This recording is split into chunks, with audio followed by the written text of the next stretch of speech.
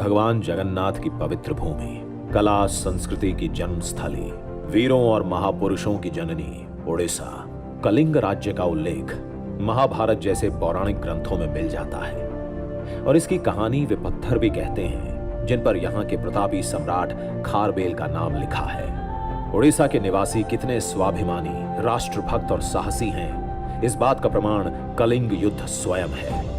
शक्तिशाली सम्राट अशोक की अधीनता स्वीकारने के स्थान पर कलिंग की संतानों ने युद्ध में गौरवशाली मृत्यु को गले लगाया था। जब भारतीय उपमहाद्वीप को अंग्रेजी शासन का ग्रहण लगा तो पहली प्रखर ललकार यहीं से सुनाई दी। सन 1804 में जय राजगुरु और 1817 बख्शी जगबंधु, चक्रा बिसोई, रेंडो माझी के नेतृत्व में हुआ पाइक सशस्त्र संग्राम विदेशी आतताइयों पर हुआ पहला आघात था।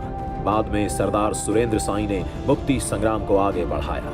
उत्कल जननी ने ऐसे महामानवों को जन्म दिया जिन्होंने भारत के स्वतंत्रता संग्राम को अपने लहू से सींचा और आजादी के फूल खिलाए।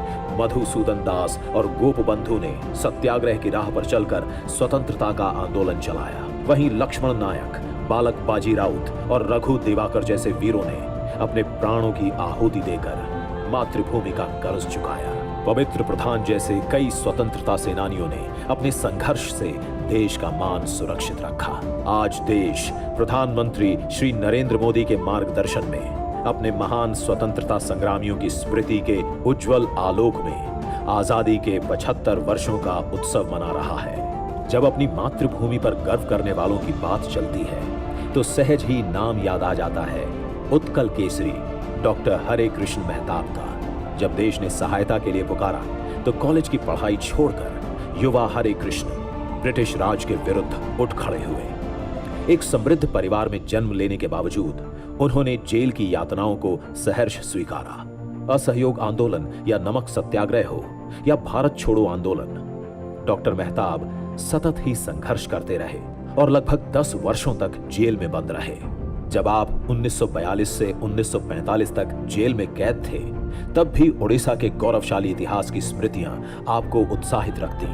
विश्व भर को अपनी मातृभूमि से अवगत कराने के लिए पहली बार डॉक्टर मेहताब ने ओडिशा के वृहद इतिहास की रचना की, जिसके हिंदी संस्करण का विमोचन आज माननीय प्रधानमंत्री जी द्वारा किया जा रहा है।